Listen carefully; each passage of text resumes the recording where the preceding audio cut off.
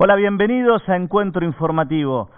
Sin lugar a dudas, el tema del día y de la semana va a ser el renunciamiento de Cristina, despejando toda duda sobre si va a ser o no precandidata a presidente de la Nación. Varios argumentos se esgrimió, algunos ya conocidos por todos respecto de las razones que la llevaron a tomar esta decisión. Entre ellos, mucho tiene que ver el conflicto permanente con el Poder Judicial, esta proscripción a la que hacen referencia una y otra vez, pero a mí me parece importante destacar algunos pasajes de su carta. Y dice así: ante esta situación resulta imprescindible, más que nunca, la construcción de un programa de gobierno que vuelva a enamorar a los argentinos y argentinas, convencerlos de que un país mejor no solo es posible, sino que además es deseable. Un programa de gobierno que es necesario no solo para el peronismo, sino para el sistema democrático en su conjunto. En un ratito vamos a estar hablando con Claudio Lozano, que rápidamente presentó alguna propuesta en respuesta a esta carta de Cristina. Y también me parece muy importante en el cierre, cuando hace referencia, dice: y en cuanto a los que exigen la desaparición del peronismo o del kirchnerismo, cual caricatura, estoy leyendo textual, ¿sí?, de la solución final para la Argentina, a 40 años de democracia les recomiendo presten atención a la historia y a la larga lista de exterminadores vernáculos que nunca pudieron convencer a los argentinos que comer bien y 4 veces al día es una cuestión ideológica, que tener un lugar digno para vivir y ver crecer a sus hijos, estudiar y progresar es de populistas, o que trabajo y salarios dignos es una creencia antigua. A ellos les digo, no pudieron ni podrán acabar con la memoria ni los sueños de millones de argentinos y argentinas a vivir en una nación libre, cuyo pueblo progresa en orden y es feliz. Hablo también, por supuesto, de la inflación y de todas las cuestiones coyunturales que atraviesa hoy la Argentina, seguramente, como muchos dirán, sin terminar de hacerse cargo de las decisiones que tomó. Pero lo que está claro, ¿sí?, es que una vez más Cristina pateó el tablero y ya no queda ninguna duda. El candidato del frente o la candidata del Frente de Todos no va a ser ella, y entonces habrá que barajar y dar de nuevo y pensar qué es lo que va a suceder de aquí a la fecha en que vence la presentación de las listas. Los que más suenan hoy por hoy son Guado de Pedro y Massa, y le voy a pedir al director si podemos poner primero la plaquita de las elecciones que se dieron tanto el domingo pasado como las que ya se produjeron en las distintas provincias. ¿Qué es lo que sucedió hasta ahora en las elecciones que se fueron dando? Me voy a acercar. Tierra del Fuego ganó el Frente de Todos, La Pampa ganó el Frente de Todos, La Rioja ganó el Frente de Todos, Salta, según este mapa, es un triunfo de una de las fuerzas provinciales, pero la realidad es que también con mucha afinidad al Frente de Todos, con lo cual yo casi la pintaría de celeste. Y Tucumán y San Juan, donde se suspendieron las elecciones, enseguida vamos a estar hablando del tema, también son favoritos y probablemente sean triunfos del Frente de Todos. La Pampa y Río Negro, Río Negro y Neuquén se dieron triunfos de fuerzas provinciales, y lo mismo sucedió con Misiones, ¿sí? Ahora sí, si pasamos al otro mapa, ¿cuál es la influencia o la injerencia que tienen estos resultados en lo que sería el padrón nacional? Bueno, Jujuy tenemos el 1,67% del padrón. Salta y Tucumán representan más del 3% cada uno. Misiones 2,76%. San Juan 1,96%. La Pampa 0,86%. Neuquén 1,53%. Río Negro 1,63%. Tierra del Fuego 0,41%. La realidad es que con el grado de concentración de la población que nosotros tenemos, quiero que vean lo siguiente, lo que más va a pesar es Mendoza 4,19%, Santa Fe 8,06%, Córdoba 8,69%, la Ciudad de Buenos Aires 7,43%, y la provincia de Buenos Aires el 37% del padrón nacional. ¿Qué significa esto? Que más allá de los distintos resultados que se den y cuáles son las fuerzas que van ganando en cada provincia, la concentración de población que tenemos hace que prácticamente la provincia de Buenos Aires, con algún agregado, definan el resultado de la elección nacional, ¿sí? Porque en definitiva las otras, si se quiere, provincias con grandes poblaciones, y podemos incluir ahí a la ciudad de Buenos Aires, bueno, entre todas no igualan, ¿sí?, a la provincia de Buenos Aires.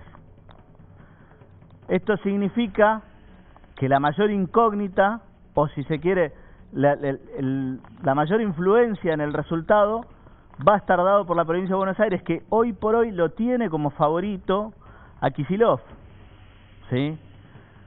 Entonces, si bien se vienen dando distintos resultados, y si bien podríamos decir que de las provincias que votaron hasta ahora hay una mayoría en la que viene ganando el Frente de Todos, en realidad con excepción de Jujuy, donde claramente ganó Juntos por el Cambio, ninguna de todas estas elecciones podría influir decisivamente en el resultado nacional. Ahora, ¿qué es lo que pasó con las elecciones que se fueron suspendiendo y qué es lo que podría pasar con el caso de Gildo Infran? ¿Sí? Bueno, la Corte estuvo hiperactiva, ¿sí? Por el lado de Tucumán suspendió las elecciones, como ya supimos la semana pasada. Producto de esto se bajó Mansur. A partir de que Mansur declina su candidatura, la Corte habilita las elecciones en Tucumán, que se van a realizar el 11 de junio. Y ahora la oposición en Tucumán está pidiendo que la Corte no declare abstracta esa cuestión, porque en principio el caso deviene abstracto, sino que se expida respecto de la posibilidad de que haya una reelección indefinida, porque en principio hoy no habría caso, por lo menos en lo que es la provincia de Tucumán. Distinta es la situación en San Juan, donde Uñac, o si se quiere la provincia de San Juan, planteó la recusación de los jueces de la Corte y la Corte rápidamente lo rechazó.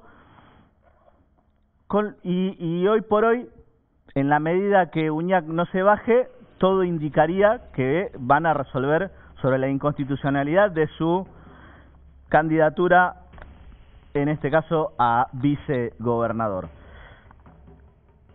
Finalmente tenemos el caso de Formosa, ¿sí?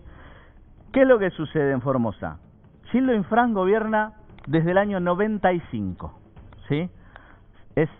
Lleva 7 periodos como gobernador, iría por el 8º y a eso se le suman 2 mandatos como vicegobernador. En el año 2003 se hizo una reforma de la Constitución Provincial de Formosa en la que se eliminó el límite a la cantidad de reelecciones. Textualmente, el artículo 132 de la Constitución de Formosa dice hoy: el gobernador y el vicegobernador durarán 4 años en el ejercicio de sus cargos y podrán ser reelectos. Punto. No hay más.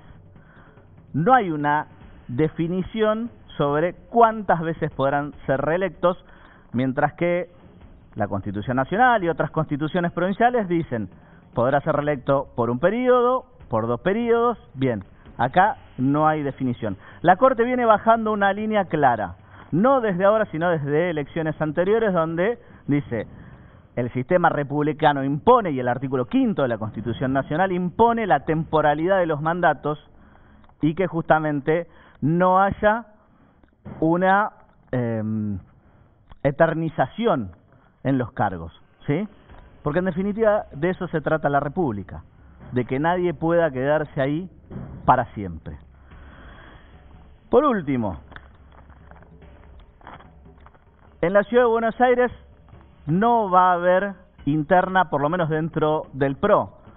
Hicieron una fumata blanca y finalmente Rodríguez Larreta y Patricia Bullrich sacaron una foto juntos y manifestaron que el candidato del PRO va a ser quien surja de una encuesta que darían a conocer en principio a fines de mayo para dar certeza sobre quién va a ser el candidato, y que solo ese compita contra Lustó. Como muchas veces la política es una manta corta, enseguida salió Lilita Carrió a decir que su candidato, ¿sí?, es el ministro de Salud, y que si él no es candidato, entonces la coalición va a presentar un candidato propio. La realidad es que la tienen difícil en la interna contra Lustó, y vamos a ver cómo sigue esta novela. Tenemos todo esto y mucho más para hablar a lo largo del programa, y tenemos un montón de invitados. Así que mi nombre es Juan Pablo Godoy Vélez y les doy la bienvenida a Encuentro Informativo. Ya era sabido. Solamente el gobierno imaginaba que tal vez, que a lo mejor 7,9, que no era tan dramático como el 8. Muchas causas que están generando esto. Una es la especulación, está claro. La especulación de que puede haber una devaluación, la especulación de que el dólar blue sube, entonces el pequeño comerciante. Piensen ustedes que en materia, por las dudas aumentamos. Por las dudas aumentamos. Eso que muchos me criticaron y yo llamaba inflación autoconstruida, es precisamente eso, lo que se llama la inflación psicológica, que no está en el consumidor, está en el pequeño comerciante. Mira, yo estoy recién llegado, me fui un tiempo del país a laburar afuera, y nada, hay una re diferencia ahora, subió de cuando estaba hace 9 meses, estoy como sorprendido. Hace 2 días llegué y sí, ponele del subte, ya vi la diferencia, que está como 3 veces más, lo pagué ahora. Lo que busca es inyectar dólares en las reservas del Banco Central y al mismo tiempo tratar de que todo esto no impacte en términos del consumo cotidiano, teniendo en cuenta lo alto de la inflación y teniendo en cuenta también que una de esas medidas va a ser encarecer el crédito, ¿no? Yo, por ejemplo, la carne trato de comprar para 15 o 20 días o el mes, y lo otro voy viendo. Sí, yo como comedor lo tenía todo el tiempo de la pandemia, pero después no nos dio más seguir. Y yo soy jubilado, lo que pasó es que nos aumentaron, a los mínimos aumentaron, lo que está en el medio siempre igual. Ya no están comprando los mismos productos, sino que de segundas marcas. Los primeros productos de primeras marcas están en góndola, no se venden. Por ejemplo, dejaron de comprar leche chocolatada, yogures, postres. Estamos ahora con Claudio Lozano, él es precandidato a presidente de la Nación por Unidad Popular. ¿Qué tal, Claudio? ¿Cómo estás? Muy bien, ¿cómo te va? Bien, muy bien. Bueno, qué lío que tenemos, ¿no? Un contexto, por lo menos yo no recuerdo uno tan complejo. Sí, la verdad que es un momento difícil, pero no difícil solamente por digamos, las indefiniciones en materia electoral. Me parece que lo difícil es una situación social sumamente preocupante, donde prácticamente tenemos casi el 60% de la población que no llega a fin de mes, sí, de los cuales estamos hablando casi, te diría, de 27, 28 millones de argentinos, de los cuales 19 millones son pobres y 4 millones pasan hambre. Y del otro lado tenés 114.000 multimillonarios en dólares que tienen fortunas equivalentes a 5 veces la Argentina, y donde esas fortunas en un 70% están afuera. Es decir, tenemos un cuadro de desigualdad imperante que ciertamente limita la capacidad de pensar cómo organizar adecuadamente la convivencia social. Me parece que este es el tema central y el tema que hay que discutir en términos de la construcción de una propuesta política para la Argentina. Sí, bueno, esto es un poco lo que manifestaba Cristina en su carta, ¿no? Digo, que más allá de los candidatos, de los nombres, de los espacios, hay que pensar exactamente desde la democracia, bueno, cómo salir de esto. Y lo viene diciendo desde el primer momento en que le plantearon la condena. Su primer respuesta fue el tema de que no iba a ser candidata y que lo que había que discutir era un proyecto, y cada una de sus presentaciones, por lo menos desde nuestro punto de vista, ratificaron ese tipo de planteos.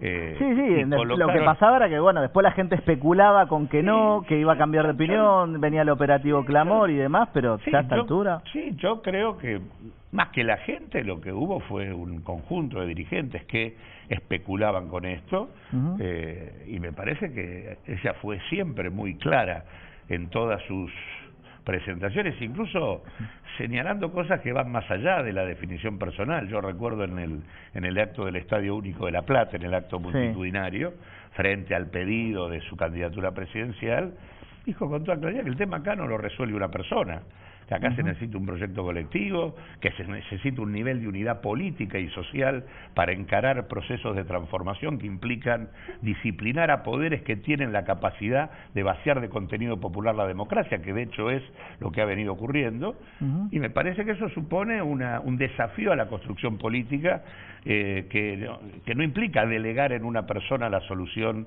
mágica de las cuestiones. Es más, lo dijo con todas las letras, no lo resuelve una persona, aludiendo a ella misma. Claro. Así que me parece que en ese sentido hay a veces una cierta tendencia a una salida mágica casi religiosa, cuando lo que hay que hacer es trabajar en la construcción de un proyecto político que es algo más que un programa escrito, ¿no? Es una articulación de actores y de sectores en función de un objetivo común para construir una sociedad mejor. Ya estamos a 6 meses prácticamente de que termine este gobierno, y tras 3 años y medio, ¿qué balance haces del gobierno de Alberto? El balance es un balance de haber defraudado las expectativas que puso buena parte de la sociedad en lo que fue el triunfo del Frente de Todos, ¿no? O sea, el Frente nació como una expectativa de construir una alternativa frente al ajuste neoliberal del macrismo, y la verdad que desde hace ya un tiempo se ha transformado la gestión de gobierno, sobre todo en el marco de la subordinación a las metas del fondo y a los dueños de la soja, en una variante más del ajuste. Y en este sentido creo que, además, para colmo, cuando se dio la salida de Macri, la Argentina estaba postrada en términos de actividad económica y en ese marco había niveles de deterioro social importante. Sí. La preocupación acá es que desde mediados del 2020 hasta finales del 2022, donde comienza a darse un proceso de desaceleración de la actividad económica, claramente ha habido una recuperación de la actividad.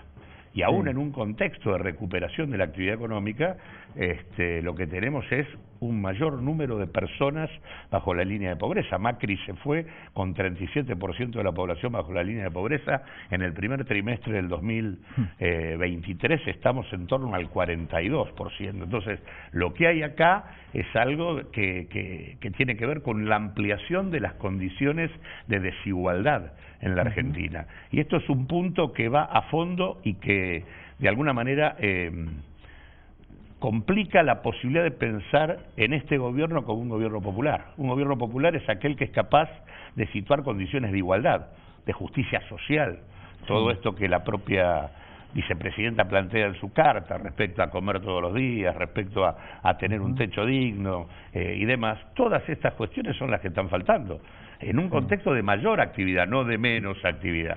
Entonces, en este sentido, creo que hay un balance que no es bueno y que tuvo, creo, un solo momento realmente importante y de gestión favorable, que fue, digamos, tamizada por algunas tonterías, pero creo que el único momento donde el gobierno hizo lo que tenía que hacer fue en el contexto de la pandemia. Creo que la gestión de la pandemia fue razonable. La primera etapa. La primera etapa, y sí, la primera etapa y la campaña de vacunación, fueron realmente importantes. Tuvo algunos tiros en el pie absolutamente inentendibles, desde el vacunatorio VIP hasta la fiesta de cumpleaños de Paola. Todas esas cosas, digamos, como que mancharon algo que se hizo bien, en donde se optó por lo que había que optar, que era por la vida y no por la primacía del negocio, o de las pavadas que planteaba la oposición política, hablando, recordemos, de el veneno de la vacuna rusa, todo este tipo de pavadas, bueno, ¿no? Pero digo, no tienen... son las pavadas que estuvieron en el centro de la discusión, y de los cuestionamientos a la violación de las libertades constitucionales cuando la cuarentena estaba a lo largo y a lo ancho del planeta. En este sentido, ahí hubo una gestión razonable. Luego, la verdad, el balance no es bueno. Se especulaba con que en el acto del 25 Cristina, lanzara su candidatura o ungiera a alguien. Ahora, la verdad es que de la lectura de esta carta no da la sensación de que ella vaya a hacer ninguna de esas dos cosas, sino que se va a dar una discusión dentro del PJ para ver quién será o quiénes serán los precandidatos, ¿no? Mirá, en realidad, primero, el PJ es uno de los partidos que integra el Frente de Todos. Hay 14 partidos. Por lo tanto, el PJ puede tener sus propuestas de candidatos, puede haber otras. Lo que tiene que haber acá es la posibilidad de un debate abierto, franco y democrático, con pasos que no sean limitativas ni que no coarten la posibilidad de la discusión. Creo que si hay algo que debilitó la gestión gubernamental del Frente de Todos fue que nunca se institucionalizó ni permitió un debate sobre absolutamente nada. En realidad, fue un acuerdo electoral que luego no se tradujo en ningún ámbito donde pudiéramos discutir el rumbo que seguía el gobierno. Entonces, ahora, las pasos que necesitamos son pasos que permitan el debate, para que de alguna manera podamos construir y encarnar un proyecto diferente. Así que en este sentido, yo creo que la responsabilidad que le cabe, y espero lleve adelante la hoy vicepresidenta, es ella no va a ser, pero que garantice la posibilidad del debate. Bien, contame un poco, justamente hablando del debate y las posibilidades de competir, ¿cuáles son las propuestas o las principales propuestas, ¿no?, que traes bajo tu candidatura? Mira, nosotros casualmente presentamos en la Feria del Libro el otro día algunos planteos que tienen que ver con esto y que van al centro de lo que dije antes respecto al problema central que tuvo y que tiene la política en la Argentina, que es el tema de ¿qué tenemos que hacer para poder disputar de vuelta la redistribución de la riqueza y los ingresos en el país? Bien. Presentando este libro, la disputa por los ingresos y la riqueza. Exactamente. Y porque la Argentina cambió, no es la misma que antes, y las herramientas que se utilizaron históricamente para llevar adelante esos procesos, las herramientas incluso que llevó el peronismo, ¿no? El tema del salario mínimo, el tema de los convenios colectivos y demás, cosas que fueron y son importantes, hoy no resuelven el problema. Hoy prácticamente 1 de cada 3 trabajadores tienen ingresos inferiores al salario mínimo. Hoy las paritarias no permiten un debate y una redistribución de la renta con los empresarios, al revés, lo que captan los trabajadores es poco. Y esto tiene que ver con cambios sustantivos que hay que atender. En primer lugar, el hecho de que, por más que quieran decir que bajó la desocupación, el 48% de la población laboral en la Argentina está en situación de precariedad laboral, o está desocupada, o hace changas y es cuentapropista informal, o es trabajador asalariado en negro, o es monotributista con ingresos inferiores al salario mínimo. No hay posibilidad de pensar una estrategia de redistribución del ingreso si no se atiende a esa población. Y ahí hay una primera propuesta que nosotros tenemos, que es el tema de poner en marcha un ingreso básico, universal, sobre el conjunto de la población en situación de precariedad, que de alguna manera establezca un piso civilizatorio en el funcionamiento de la sociedad argentina, de manera tal que nadie quede por debajo de la línea del hambre. Esa renta universal implicaría la asignación universal por hijo, pero también un ingreso básico para todos aquellos que en situación de precariedad están entre 18 y 64 años y 65 años, y donde ese ingreso tiene que ser el nivel equivalente a la línea de indigencia que establece el INDEC para un adulto. En segundo lugar, lo que nosotros estamos planteando es la necesidad de poner en marcha, atendiendo a lo que se ha ido configurando en la práctica en la Argentina, que es un área de economía popular, la puesta en marcha de un programa de empleo garantizado, de acceso universal, y que implique y esté vinculado a cobrar el salario mínimo vital obligatorio, que esto reemplazaría a los actuales programas, tanto Progresar como Potenciar Trabajo, que involucraría aproximadamente 4 millones de personas y que se desarrollaría en el marco de un área de economía pública y social donde estaría el Estado, las pequeñas y medianas empresas, las cooperativas, las organizaciones de la economía popular y demás, y cuyo objetivo sería el desarrollo de las inversiones sociales necesarias de la Argentina. ¿Cuáles son estas? Reconstruir las instituciones del bienestar, infraestructura sanitaria, educativa, planes de vivienda, y un norte muy concreto. Para nosotros hay 2 claves: 1, terminar con la pobreza, y 2, el tema de redistribuir la población en el territorio.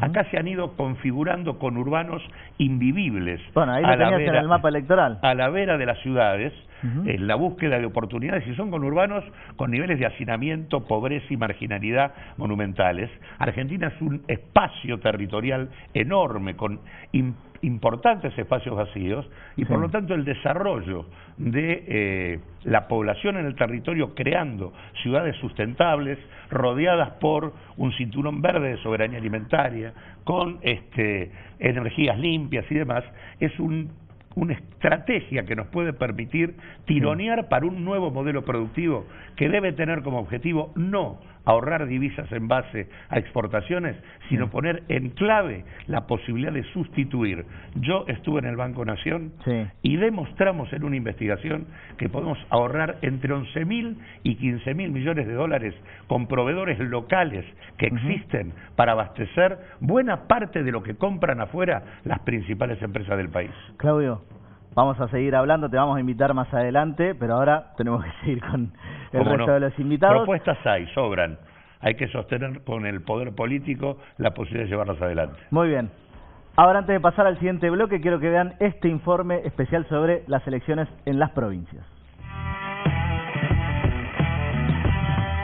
En Salta ganó por paliza el gobernador Gustavo Sanz. Atención, 47,29. ¿Sí? Ahí está. Los números de la reelección del gobernador Gustavo Sanz, 47,29. Terminemos de una vez por todas con esa lógica de amigo y enemigo. Que busquemos los puentes que nos unen. Las necesidades son las necesidades que la gente tiene y son las mismas aquí que en cualquier lugar del NOA y el NEA. Se aprende de los triunfos y de las derrotas. Lo único que queda es lo que vivimos día a día. Somos de Forja, somos peronistas, somos radicales, somos del movimiento popular, somos independientes, somos de centro, de derecha, de izquierda, de arriba y de abajo. Como digo siempre, tierra del fuego no hay grieta. Y lo demuestra estas caras que son representantes de distintos sectores. Y es lo que deseamos para nuestro país. La unidad, sobre todo en estos momentos tan difíciles. Hace 2 años ganaron. Claro. La oposición ganó en La Pampa. Pero hace 2 años Berna, el exgobernador, y Silioto estaban peleados. Ahora se unieron. Otro mensaje al peronismo. Unite y ganás. Tal cual, tal cual. Entonces, hay 2 maneras de leer esto. Le fue bastante bien a Juntos por el Cambio, sacó el 41%, del otro lado había ganado. Claro, había ganado. Pero es verdad que acá sacó más del 40% yendo con un solo candidato, que no es la situación en otras provincias, porque acá había habido paso. Hoy casi la mitad de los pampeanas y pampeanos nos han ratificado. Seguramente hoy serán momentos de alegría, de festejo, y aquí nos iremos a nuestra sede del Partido Justicialista a festejar con enorme cantidad de compañeras y compañeros que quieren dar también una muestra de lo que estaba en juego hoy. Así que no me queda otro camino que agradecer esa enorme participación. Me acompaña ahora Gabriel Rayda, diputado nacional por el PRO. ¿Qué tal, Gabriel? ¿Cómo estás? Hola, buenas tardes. Un gusto.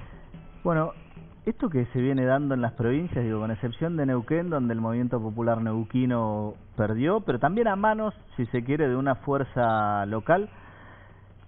¿Vos pensás que se va a seguir dando esto de que los oficialismos, más allá de si son a nivel nacional o locales, van a seguir ganando en las provincias?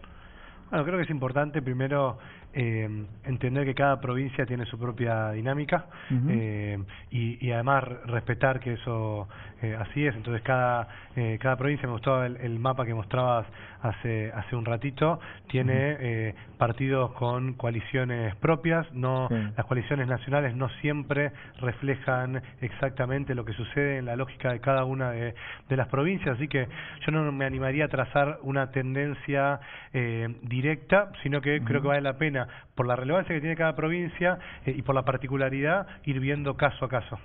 Bien. Bueno, hace poquito, ayer en realidad, se supo que Larreta y Bullrich unificaron candidato para la Ciudad de Buenos Aires, no así provincia de Buenos Aires.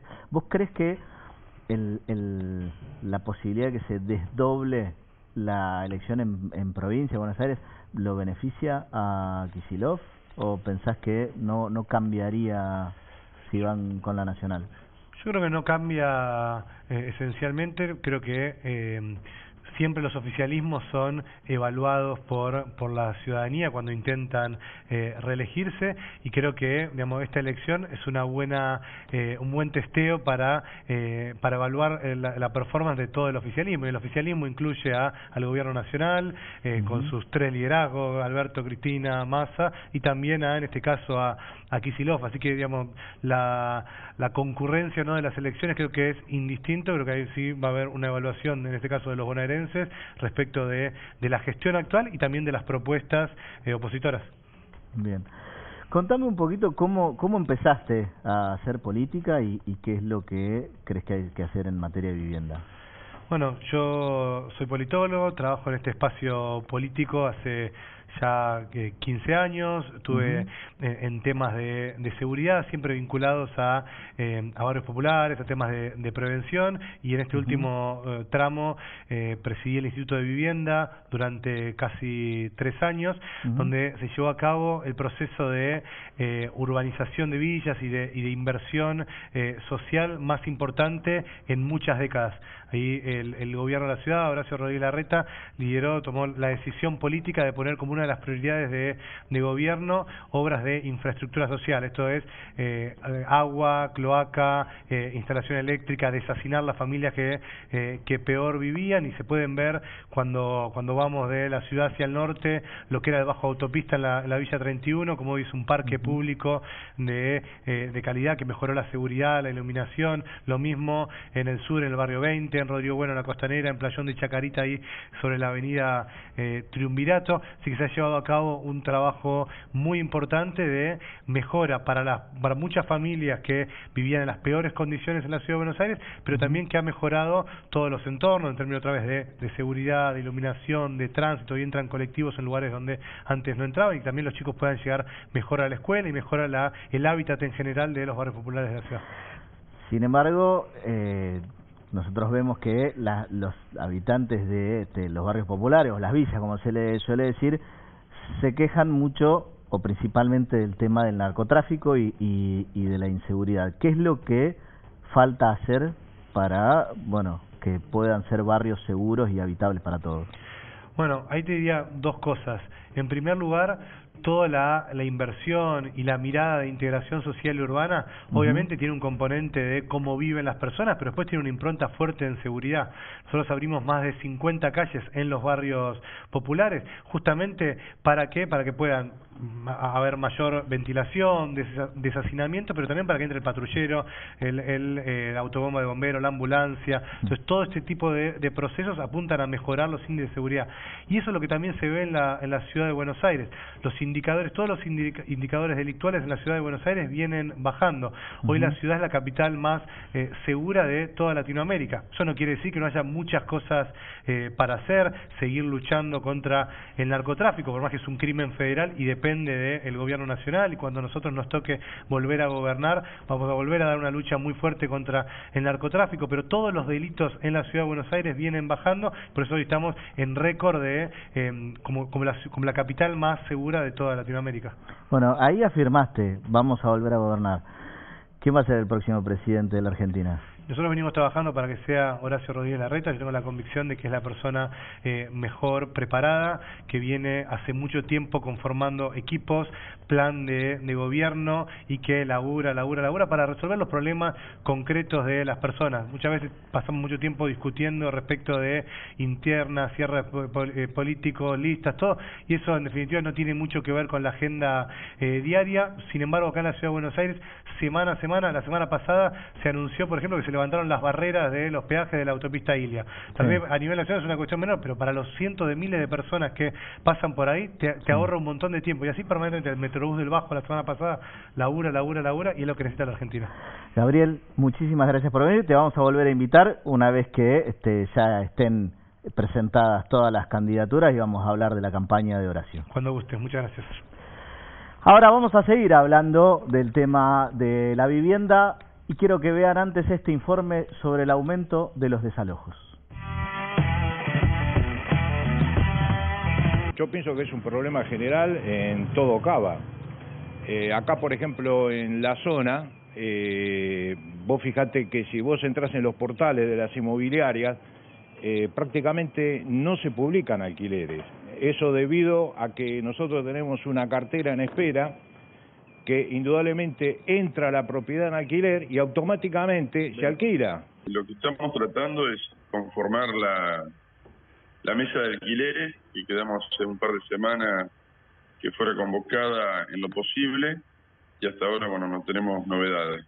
Creemos que por de estos días que están pasando de elecciones y muchos temas, y este no debe ser un tema todavía que se pueda resolver fácilmente. Está bien. A ver, Alejandro, perdóname, ¿está vigente hoy entonces? Digo, más allá de lo que se dijo, hoy si tenés que hacer un contrato nuevo, son 3 años de alquiler y todos los requisitos de la ley vigente de alquileres.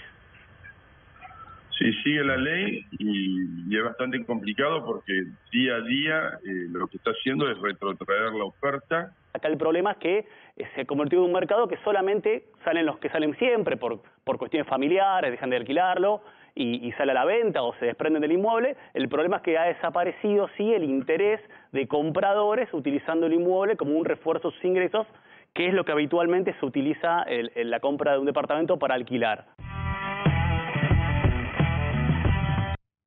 Me acompaña ahora Fran Lupias, él es director del Instituto de la Vivienda de la Ciudad y también el secretario general de la Juventud Radical de la ciudad. Así es, Juan Pablo, buenas tardes. Gracias por la Fran, invitación. ¿cómo estás? Muy bien. Bueno, en este programa muchas veces hablé del tema de los alquileres, de la vivienda. La verdad que es un tema que no es una preocupación mía, sino de todos los habitantes, no solo de la ciudad, sino del AMBA. Contame un poco qué es lo que están haciendo desde el IBC hoy en día para tratar de paliar este flagelo de la falta de vivienda. Sí, así es. La verdad que es una complicación muy grande que tenemos todos los argentinos, desde Ushuaia hasta Jujuy. Es una problemática que lamentablemente está en todo el país. Hoy tenemos una ley de alquileres que no funcionó, que está a la vista, que no le sirve ni a los inquilinos ni a los propietarios, con lo cual tenemos un desafío muy grande desde el Instituto de la Vivienda y de todo el gobierno de la ciudad para poder mejorar esta cuestión. Nosotros, si bien nuestra agenda está muy cargada con la cuestión que tiene que ver con la urbanización y la integración de los barrios populares de la ciudad, también tenemos bien en claro que tenemos un gran objetivo, que es ayudar a la clase media desde nuestro lugar para que hoy sea más fácil y generar incentivos para que sea más sencillo alquilar en la Ciudad de Buenos Aires. Que hace unos años, hace varios años ya, quizás la problemática más grande era poder comprarse uno su propia casa, poder acceder a un crédito hipotecario. Hoy, por supuesto, sigue siendo una problemática, pero también ya hace varios años se sumó la problemática de no poder alquilar, sobre todo para las poblaciones vulnerables, para los jóvenes. Una problemática que la verdad la entendemos como prioritaria en la Ciudad de Buenos Aires, donde hoy nos toca gobernar, y desde ese lugar venimos generando un montón de incentivos para que sea más sencillo. Hace unas semanas llevamos adelante lanzamos tres programas, uno que tiene que ver con alquilar más fácil, sí, que tiene que ver con préstamos personales que desde el Instituto de la Vivienda se están dando para que el ingreso a la vivienda sea más sencillo. El caso de la mudanza, por ejemplo, que es muy complejo, pero también todo lo que tiene que ver con los adelantos para ingresar, y que obviamente es un problema para cuando uno tiene que mudarse a una nueva vivienda o tiene que renovar, ¿no?, en donde está viviendo. Sí, seguro. Y bueno, es que el tema también es que con este desfasaje que hay hoy en día entre el ingreso, no desde por ahí quien está en una situación vulnerable, sino ya de quien se supone que gana bien y no tiene ninguna manera de acceder a una vivienda propia por falta de crédito, por condiciones del mercado y demás, va empujando todo hacia, digamos, empuja los precios hacia arriba y empuja hacia abajo a todos los que antes alquilaban y hoy se encuentran con que quienes serían propietarios o estarían para acceder a su primera vivienda no lo pueden hacer y condiciona todo eso. Sí, así es. La verdad que hoy es muy difícil poder encontrar oferta en la Ciudad de Buenos Aires con el tema de alquileres, por esto que te decía anteriormente. Hoy no hay, o estamos generando incentivos, pero es muy complejo para el propietario generarle motivaciones para poder alquilar su vivienda, y lo mismo para quien tiene que alquilar, poder contar con todos los mecanismos para poder ingresar. Por ese mismo motivo también otro de los programas tiene que ver con la garantía más fácil, que también es otra problemática para ingresar a la vivienda. Hoy el IBC está bonificando más del 70% para quienes se quieran inscribir en este programa para poder ingresar a la vivienda, y que bueno, la garantía sea algo más sencillo que lo que hace unas semanas lo era. Bien.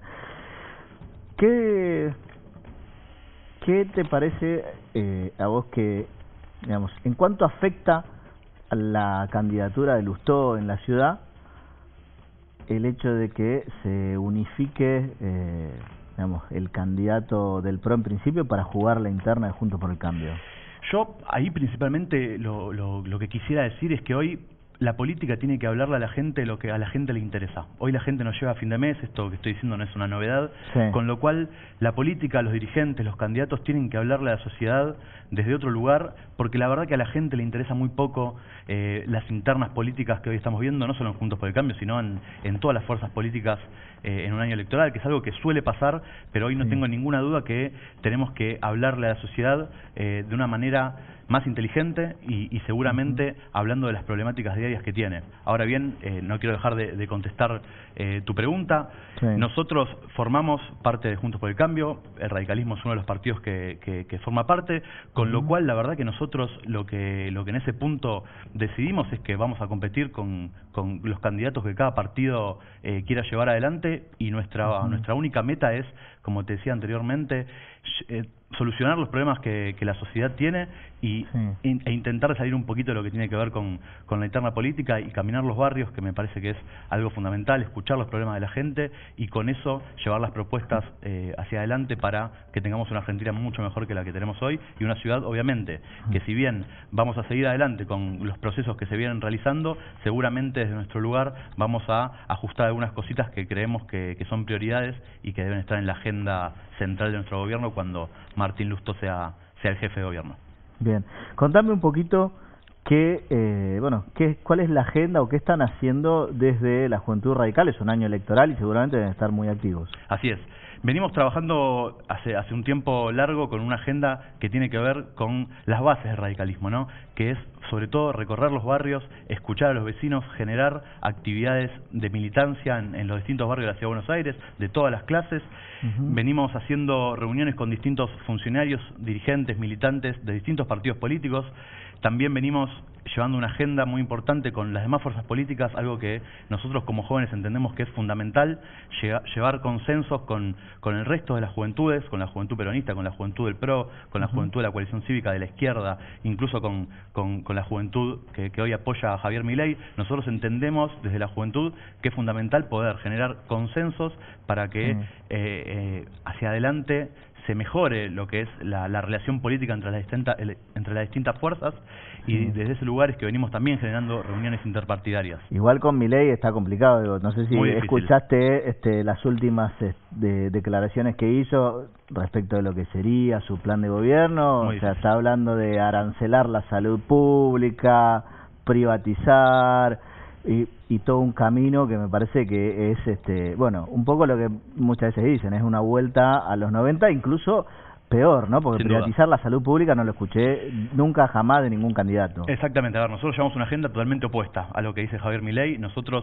desde la Ciudad de Buenos Aires queremos seguir mejorando la educación pública y seguir mejorando la salud. Creo que son las dos prioridades que tenemos en nuestra agenda, junto con otras. Por supuesto que la vivienda es una de ellas, pero por supuesto que estamos totalmente en la otra punta de los pensamientos filosóficos, si querés, de Javier Milei y sus militantes jóvenes, que tienen, obviamente una mirada muy similar. Eso no quiere decir que no nos podamos sentar a dialogar para dar nuestra postura, debatir, discutir si hace falta y, por supuesto, mostrar que nuestras ideas son mejores para la sociedad argentina que se viene, y que además nosotros, obviamente, muy lejos de, como te decía, de las ideas, nosotros buscamos un Estado sí que mejore y que sea moderno para que pueda solucionar los problemas de la sociedad, que obviamente hace muchos años la política no puede solucionar, y es por eso que aparecen estos fenómenos como son los de Javier Milei, que van en contra de lo que es la política y le puede llegar a algún tipo de resultado electoral adelante, que no estamos viendo por el momento en las distintas provincias con el armado que él tiene. Bien. Fran, muchísimas gracias. No, por favor, por venir. al contrario. Ahora, antes de pasar al siguiente bloque, quiero que vean este informe. En todo el mundo se está discutiendo la jornada laboral, y no es para menos, porque se trata justamente de las horas que nos roban todos los días, explotándonos en función de las ganancias de otros, esas horas que deberíamos disfrutar con nuestra familia, del arte, del ocio y de la cultura. Planteamos que hay una salida: trabajar 6 horas, 5 días a la semana, sin rebaja salarial y con un salario mínimo igual a la canasta familiar. Sectores sindicales vinculados al kirchnerismo, muchos candidatos del Frente de Todos, empezaron a plantear la necesidad de reducir la jornada de trabajo, con proyectos mucho más limitados, como el de Goyaski o el bancario Palazzo. 6 horas de trabajo nos permitirían dejar de correr de laburo en laburo y poder ofrecer una atención de calidad para toda la población que solo cuenta con el hospital público. Para que los y las trabajadoras de la educación podamos trabajar 4 horas frente al curso y 2 de tareas extraclase. Cuando te vienen a plantear reforma laboral, queda una cosa abstracta, y lo que nosotros decimos claramente es que la productividad evolucionó, ¿no? Si ustedes agarran cualquier industria de hace 40 años o 50 años a lo que es hoy, tiene mucho más producción y muchos menos trabajadores y trabajadoras. ¿Están también pensando en bajar la carga horaria de 8 a 6 horas diarias? No sé si a 6, lo que hay que bajar es la carga horaria semanal, seguramente. Pero siempre hablamos de legal. A ver, que sea legal no quiere decir que no se pueda trabajar más, se trabaja por hora extra. Alberto, ¿y sabes lo que...? La hora extra es algo muy común, no solo en Argentina, sino en todas partes del mundo. Ahora, ¿estos proyectos qué son? ¿Reduce la jornada laboral? De 8 a 6. ¿Pero no reduce el sueldo? No reduce sueldo. No. En ningún lugar del mundo se reduce el sueldo cuando se reduce jornada.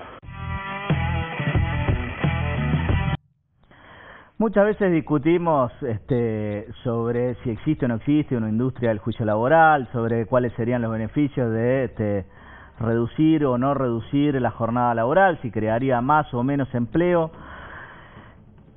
Y hoy invité a una colega y amiga, la doctora Sonia Barrientos, con quien quiero hablar, por ahí no tanto de esto, sí, porque en definitiva la reducción de la jornada no necesariamente va a implicar que se genere más trabajo, sino qué es lo que pasa cuando un trabajador, porque ¿viste? Siempre se habla de la industria del juicio laboral, ¿qué es lo que pasa cuando un trabajador tiene un accidente y tiene que ir a la ART? Bueno, gracias Juan Pablo por invitarme. Lo primero que pasa a veces el trabajador no sabe qué tiene que hacer, cómo se tiene que mover, a quién tiene que informar. Lo importante es que el trabajador sepa que lo primero que tiene que hacer es avisar a su empleador, ¿no? Eso es hacer la denuncia. Hacer la denuncia, exactamente. Hay diferentes canales de denuncia, no solamente es el empleador quien está obligado a hacer la denuncia a la ART, también el empleador puede ir directamente a la ART, ir al centro de salud, asesorarse a través de un abogado y mandar un telegrama también. Eso siempre es lo mejor que pueden hacer, porque el truco es que en la ART, si no tenés asesoramiento de un abogado, te van a caminar seguro. Y para eso la tengo a Sonia para que te lo explique. Sí, una vez que el trabajador tiene un accidente de trabajo, ¿cómo lo puede tener? Ya sea realizando sus tareas, otra yendo o viniendo de su trabajo, o después también son las enfermedades profesionales, que son aquellas derivadas del trabajo que realiza el trabajador, ¿no? Sí. Esas son las Por ejemplo, problemas de riñones en los que trabajan de chofer. Sí. Ya sea de taxi, colectivo. Una lumbalgia postraumática que puede tener, una hernia, los vigiladores, unas varices, por ejemplo, ¿no? Hay diferentes cosas que se pueden tener como enfermedades profesionales. ¿Qué pasa? Ahí el trabajador, ¿qué va a hacer? Va a ir al centro médico que le asignen y que puede tener problemas también con el tema de si lo tienen que trasladar o no. Sí. Si tiene una patología que no se puede movilizar, el trabajador tiene derecho a que los trasladen. Y si no, pedir que a través de un abogado, yo siempre recomiendo a través de un abogado, aunque está en las páginas web de las aseguradoras, a que hagan ese reclamo. Y también otra forma puede ser que pague el trabajador de su bolsillo, que no lo recomiendo, y que después le restituyan ese dinero. Bien, uno de los problemas que se suele dar es con las comisiones médicas, ¿no? Que tienden a darte muchísimo menos de lo que corresponde. Sí. Es una constante eso. Eso ocurre hace mucho tiempo, es una constante, por eso nosotros siempre, aparte que es el asesoramiento letrado, es obligatorio en comisiones médicas para determinar la divergencia en la incapacidad, es decir, qué le quedó de secuela al trabajador a raíz del infortunio laboral. Es importante que vaya con un médico de parte, ya sea para que lo acompañe a la vista médica o un informe de parte, que eso lo va a ayudar. ¿Qué pasa? Las comisiones médicas está constituido por galenos, este sistema está sostenido por ART y realmente cuando se hace la valoración del daño que le llamamos nosotros, siempre dan menos porque uno lo puede después verificar cuando va a un juicio que le dan el doble, el triple. Sí, esa es una de las trampas que siempre se dan justamente y que nadie te explica. Como el que banca las comisiones médicas o quienes bancan las comisiones médicas son las ART y obviamente los médicos que trabajan ahí no van a perjudicar a su patronal, siempre te dan muchísimo menos de lo que te corresponde. Como decía Sonia, un tercio de lo que suele ser en realidad. Exactamente, por eso la importancia de ir con un consultor técnico. No quiere decir que no se lleguen a acuerdos en comisiones médicas, sí, tenemos acuerdo en comisiones médicas, Sí. pero siempre y cuando sean acorde al baremo que se utiliza, que es una forma de cuantificar el daño que tuvo ese trabajador. El baremo va a decir qué patología, cuánto le corresponde. Bien. Sonia, muchísimas gracias. Se nos va el programa, pero no quería dejar pasar esto. Cuando les hablan de industria del juicio, piensen en esto. Les dan solo la tercera parte de lo que les corresponde. Y después la culpa la tenemos los abogados. Nos vemos la semana que viene con mucho más Encuentro Informativo.